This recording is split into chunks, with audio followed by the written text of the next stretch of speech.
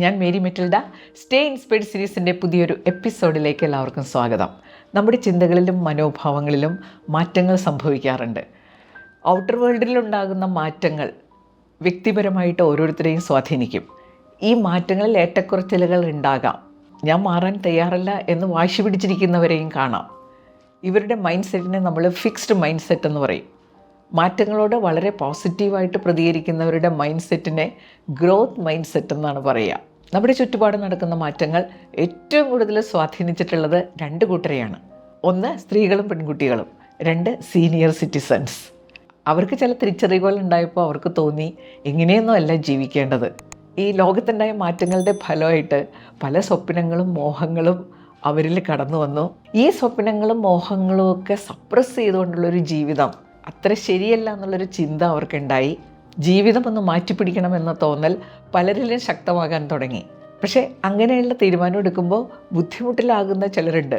അവരിതിനെ എതിർക്കാൻ സാധ്യതയുണ്ട്. അപ്പോൾ കുടുംബസമാധാനത്തിന് വേണ്ടി ഇതുപോലെ അങ്ങ് ജീവിച്ചു പോകാം എന്ന് തീരുമാനിക്കുന്നവരുണ്ട്. പ്രത്യേകിച്ച് ഇപ്പോൾ ഈ സീനിയർ സിറ്റിസൺസ് ഇല്ലേ, അവരുടെ ചിന്തകളിലും മനോഭാവത്തിലും ഒക്കെ സാരമായി വ്യത്യാസം വന്നിട്ടുണ്ട്. ഈ സീനിയർ സിറ്റിസൺസിൻ്റെ എണ്ണം ഒരുപാട് കൂടിയതോടുകൂടി ഇവർ വളരെ ആക്റ്റീവായിട്ട് പ്രൊഡക്റ്റീവായിട്ട് ഇരുന്നില്ലെങ്കിൽ അത് സമൂഹത്തിന് വലിയൊരു നഷ്ടം ഉണ്ടാക്കുന്നു എന്ന ഒരു യാഥാർത്ഥ്യത്തിലേക്ക് നമ്മൾ എത്തിച്ചേർന്നു. അപ്പോൾ അവരെ പ്രചോദിപ്പിക്കാനായിട്ട് ഒരുപാട് കർമ്മ പരിപാടികൾ തുടങ്ങി. ഓൾഡ് ഏജിനെ കുറിച്ച് നമുക്ക് ഇതുവരെയുള്ള സങ്കല്പങ്ങളൊക്കെ മാറി മറിഞ്ഞു. 60-ന് ശേഷം ഒരു സെക്കൻഡ് ഫേസാണ്. വളരെ ആക്റ്റീവായിട്ടിരിക്കേണ്ട ഒരു കാലഘട്ടം. അതുമാത്രമല്ല, ഇതുവരെ നടക്കാതെ പോയ ചില സ്വപ്നങ്ങൾ പൂവണിയേണ്ട ഒരു സമയം. യൂട്യൂബിൽ ഇതുമായിട്ട് ബന്ധപ്പെട്ട വീഡിയോകൾ ഇടുമ്പോൾ ഇതിന് കിട്ടുന്ന സ്വീകാര്യത എന്നെ അത്ഭുതപ്പെടുത്തിയിട്ടുണ്ട്. ഒരുപാട് പേര് വീഡിയോ കാണുന്നതിൻ്റെ അർത്ഥം എന്താണ്? അവരുടെ ജീവിതത്തിൽ ഇതുമായിട്ട് ബന്ധപ്പെട്ട കാര്യങ്ങൾ സംഭവിക്കുന്നു. പലപ്പോഴും അവർക്ക് കൃത്യമായിട്ടുള്ള തീരുമാനങ്ങൾ എടുക്കാൻ പറ്റുന്നില്ല. അങ്ങനെയുള്ള പ്രതികരണങ്ങൾ പലപ്പോഴും സീനിയർ സിറ്റിസൺസിൻ്റെ ഭാഗത്തു നിന്ന് ഉണ്ടാകാറുണ്ട്. ഒരു കാര്യം ഞാൻ എപ്പോഴും ഹൈലൈറ്റ് ചെയ്യാറുണ്ട്, എല്ലാവർക്കും കിട്ടുന്നൊരു അവസരമല്ല വാർദ്ധക്യം. അപ്പോൾ ഇങ്ങനൊരു അവസരം കിട്ടുമ്പോൾ ഏറ്റവും ഇഫക്റ്റീവായിട്ടും കാര്യക്ഷമമായിട്ടും പ്രയോജനപ്പെടുത്തണം എന്ന് ചിന്തിക്കുന്നവരുടെ എണ്ണം ഇങ്ങനെ കൂടി വരികയാണ്. അതൊരു നല്ല ചിന്ത തന്നെയല്ലേ. പക്ഷെ ഇവിടെ വരുന്ന ഒരു പ്രശ്നം എന്താണെന്നോ, നമ്മൾ സാധാരണ ചെറുപ്പക്കാരായ മാതാപിതാക്കൾക്ക് വേണ്ടി പാരൻറ്റിങ് സെഷൻസ് നടത്തുമ്പോൾ പറയില്ലേ, ഇന്നത്തെ കുട്ടികളെ മാതാപിതാക്കൾ ശരിക്കും മനസ്സിലാക്കുന്നില്ല. അതേ ഒരു അവസ്ഥ സീനിയർ സിറ്റിസൺസിൻ്റെ കാര്യത്തിലുമുണ്ട്. നേരെ തിരിച്ചാണെന്ന് മാത്രം. അവരിൽ ഇത്രയും മാറ്റങ്ങൾ സംഭവിച്ചിരിക്കുന്നു എന്നുള്ള കാര്യം മക്കൾ പലപ്പോഴും മനസ്സിലാക്കുന്നില്ല. ഞാൻ അങ്ങനെയുള്ള ഒരുപാട് പേരുമായിട്ട് ഇൻട്രാക്ട് ചെയ്യുന്നത് കൊണ്ട് ഈ ഒരു വീഡിയോ ചെയ്യേണ്ടതാണെന്ന് എനിക്ക് തോന്നി. സീനിയർ സിറ്റിസൺസിന് അവരുടെ മക്കളോട് പറയാനുള്ള ചില കാര്യങ്ങൾ. എല്ലാവർക്കും പുതിയ വീഡിയോയിലേക്ക് സ്വാഗതം. ഒന്നാമത്തെ കാര്യം, വീട്ടിൽ അടങ്ങി ഒതുങ്ങി പേരക്കുട്ടികളെയൊക്കെ കളിപ്പിച്ച് വീട്ടുകാര്യങ്ങളിലൊക്കെ സഹായിച്ച് കഴിയാനുള്ള ഒരു കാലമാണ് വാർദ്ധക്യം. ഇങ്ങനെ വിശ്വസിക്കുന്നവരല്ല ഇന്നത്തെ മാതാപിതാക്കൾ. ഈ ജീവിതത്തിൽ ഇനിയും അവസരങ്ങൾ ഒരുപാട് ബാക്കിയുണ്ട്. ഇതൊരു സെക്കൻഡ് ഫേസാണ് ജീവിതത്തിൻ്റെ. വളരെ റിലാക്സ്ഡ് ആയിട്ട് ഹാപ്പി ആയിട്ട് ജീവിക്കേണ്ട ഒരു അവസരമാണ്. ഇനിയും ഒരുപാട് ആഗ്രഹങ്ങൾ ബാക്കിയുണ്ട്, അത് നടത്തണം. അപ്പോൾ സാധാരണ മക്കളുടെ ഒരു ചിന്തയില്ലേ, ഇവരൊക്കെ ഇത്രയൊക്കെ പ്രായമില്ലേ, ഇനി അവർക്ക് എന്തിനാണ് പണം.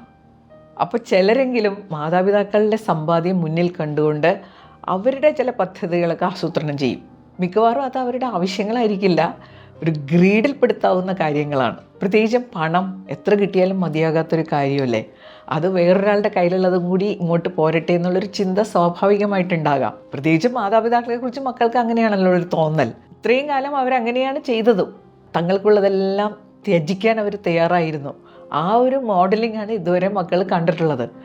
അതുകൊണ്ട് അവരങ്ങനെ ചിന്തിച്ചാൽ അതിൽ തെറ്റൊന്നും പറയാനില്ല. പക്ഷേ അവരറിയേണ്ട ഒരു കാര്യം, ഇന്നത്തെ സീനിയർ സിറ്റിസൺസ് അങ്ങനെ ചിന്തിക്കുന്നവരല്ല.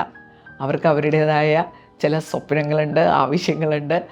ഇതെല്ലാം നടപ്പിലാക്കാൻ ഏറ്റവും വേണ്ട ഒരു കാര്യമാണ് ഫിനാൻസ്, പണം. ചിലരൊക്കെ റിട്ടയർമെൻറ്റ് ബെനിഫിറ്റ്സ് ഒക്കെ ഭാഗിച്ച് അപ്പം തന്നെ മക്കൾക്ക് കൊടുക്കുക. ഇതിലൊക്കെ ഒരു മാറ്റം വരുത്തേണ്ട കാര്യമില്ലേ. മക്കൾക്ക് എന്തെങ്കിലും അത്യാവശ്യമാണെങ്കിൽ മാതാപിതാക്കളെ സഹായിക്കണം, അതിൽ തർക്കമൊന്നുമില്ല. പക്ഷെ കാലശേഷം മക്കൾക്ക് കൊടുക്കാൻ ഉദ്ദേശിക്കുന്ന ചില കാര്യങ്ങളില്ലേ, അതിനു വേണ്ടി ധൃതി പിടിക്കരുത്. അത് കാലശേഷം നിങ്ങളിലേക്ക് എത്തിച്ചേരും. ചിലരെങ്കിലും പറയുന്നത് ഞാൻ കേട്ടിട്ടുണ്ട്, ഇനി അവരുടെ കാലശേഷം ഇതെപ്പോൾ ആകാനാണ്. മാതാപിതാക്കൾ കഷ്ടപ്പെട്ട് സമ്പാദിച്ച കാര്യങ്ങൾ ഇത്രയും കാലം മക്കൾക്ക് വേണ്ടി അവർ ജീവിച്ചു, സമ്പാദ്യത്തിൽ ഭൂരിഭാഗവും മക്കൾക്ക് വേണ്ടി ചെലവഴിച്ചു. ഇനി അങ്ങോട്ട് അവരുടെ കയ്യിലുള്ള പണം അവരുടേതായ ആവശ്യങ്ങൾക്ക് ഉപയോഗിക്കട്ടെ എന്നുള്ളൊരു മനോഭാവം. അവർക്ക് വേണ്ടി ഇങ്ങനെ കാര്യങ്ങൾ ചെയ്തു കൊടുക്കുന്ന മക്കളുമുണ്ട്. പക്ഷേ ഇത് ചെയ്യാത്തവരും ഉണ്ട്. അവരുടെ കയ്യിലുള്ളതെല്ലാം ഇങ്ങോട്ട് പോരട്ടെ, ഈ മനോഭാവം ശരിയല്ല. അവരവർക്ക് താല്പര്യമുള്ള ചില കാര്യങ്ങളൊക്കെ ചെയ്യുമ്പോൾ തടസ്സപ്പെടുത്തുന്നവരെയും കണ്ടിട്ടുണ്ട്. ഇനിയിപ്പോൾ ഇതിൻ്റെ ആവശ്യമുണ്ടോ? ചിലപ്പോൾ വീട്ടിൽ ചില മോഡിഫിക്കേഷൻസ് വരുത്തുന്ന കാര്യമായിരിക്കാം. ഇവിടെ ഇനി ഇതൊക്കെ ചെയ്തിട്ട് കാര്യമുണ്ടോ? ഞങ്ങളൊന്നും ഇവിടെ വരാൻ പോകുന്നില്ല. അവർ ചെയ്തോട്ടെ, അവരതിൻ്റെ സൗകര്യം അനുഭവിച്ച് ജീവിക്കട്ടെ. ഇതല്ലേ മക്കൾക്ക് ഉണ്ടാകേണ്ട മനോഭാവം.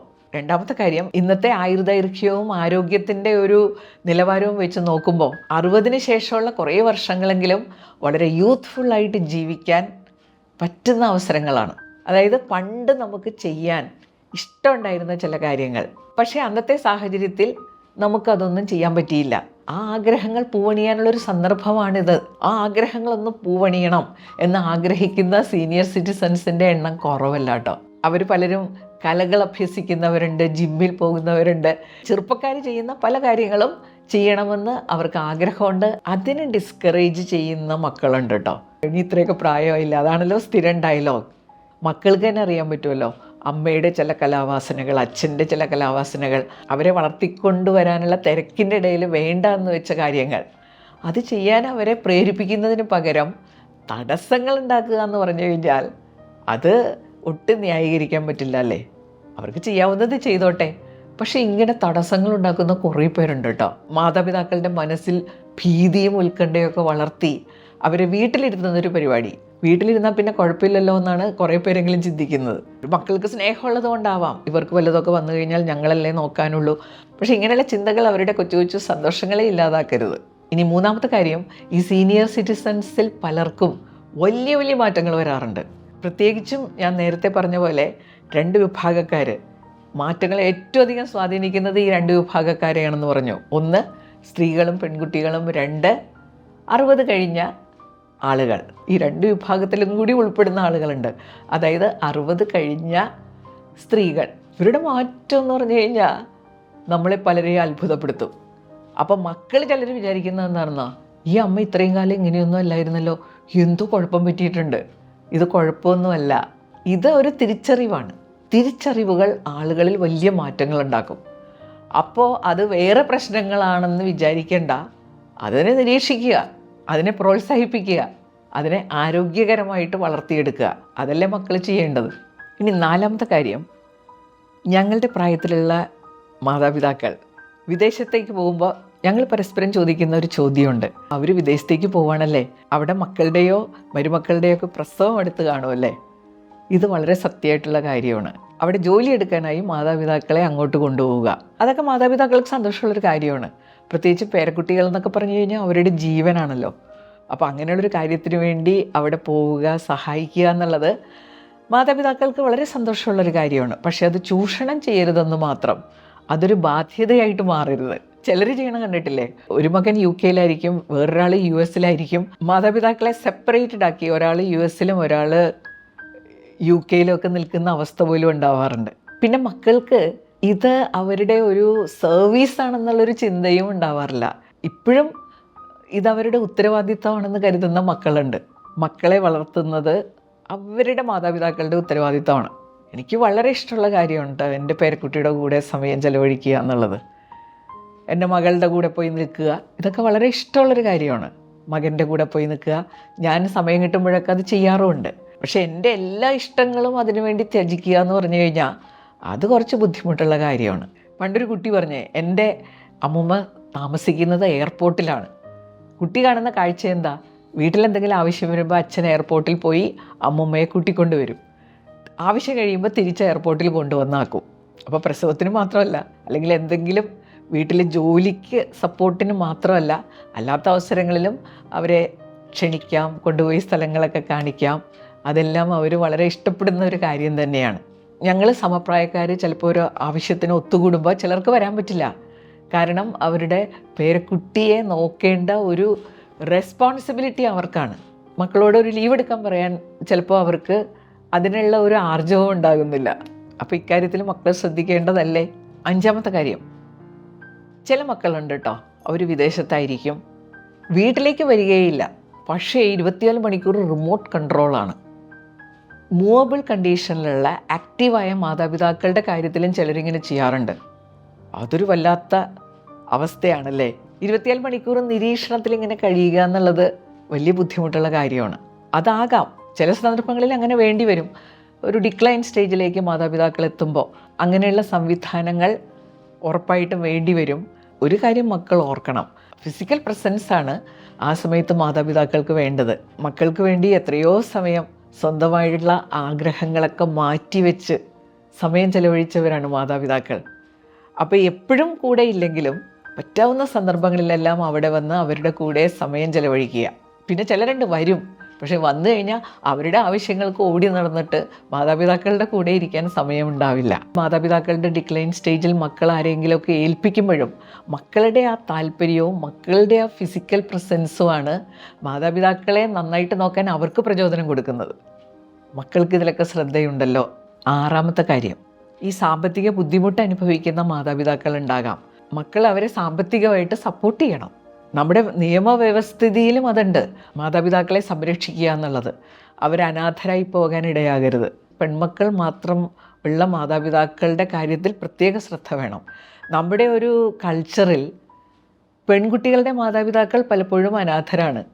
കാരണം പെൺകുട്ടികൾ പിന്നെ വേറൊരു വീടിൻ്റെ ഭാഗമായി മാറിയല്ലോ. ഇത് സൗകര്യമായിട്ട് കരുതുന്ന പെൺമക്കളും ഉണ്ട്. നമ്മൾ നമ്മുടെ കാര്യങ്ങൾക്ക് പലപ്പോഴും സാമ്പത്തികം ഒരു പ്രശ്നമാക്കാറില്ല. വേണ്ടി വന്നാൽ നമ്മൾ ലോൺ എടുക്കും. അതുമാത്രമല്ല, നമ്മുടെ ചില അനാവശ്യ ചെലവുകളൊക്കെ നമ്മൾ ചുരുക്കി കഴിഞ്ഞാൽ ഇതിന് പണം കണ്ടെത്താനും പറ്റും. ഇതിനൊരാഗ്രഹം മനസ്സിലുണ്ടായാൽ മതി. ഇത് മാതാപിതാക്കളുടെ ഒരു ആവശ്യമാണ്, അതിന് നടത്തിക്കൊടുക്കേണ്ടത് മക്കളാണെന്നുള്ള ആ ഒരു ചിന്ത, അതാണ് വേണ്ടത്. അതുണ്ടായിക്കഴിഞ്ഞാൽ ഇതെല്ലാം സംഭവിക്കും. മാതാപിതാക്കൾ മൺമറഞ്ഞു പോയാലും ഈ ഓർമ്മകൾ മക്കൾക്ക് എപ്പോഴും ഊർജ്ജം നൽകിക്കൊണ്ടിരിക്കുകയും ചെയ്യും. ഇന്നത്തെ വീഡിയോ എല്ലാവർക്കും അങ്ങനെ ഇഷ്ടപ്പെടാൻ സാധ്യത കുറവാണ്. മറ്റുള്ളവരുടെ അപ്രീതി ഉണ്ടാകുമെന്ന് നമുക്ക് തോന്നുന്ന ചില സന്ദർഭങ്ങളിലെങ്കിലും നമ്മുടെ ഉത്തരവാദിത്വത്തിൻ്റെ ഭാഗമായിട്ട് കാര്യങ്ങൾ ചെയ്യേണ്ടതായിട്ട് വരും. അങ്ങനെ ഒരു ഉത്തരവാദിത്വമാണ് ഞാൻ നിറവേറ്റിയത്.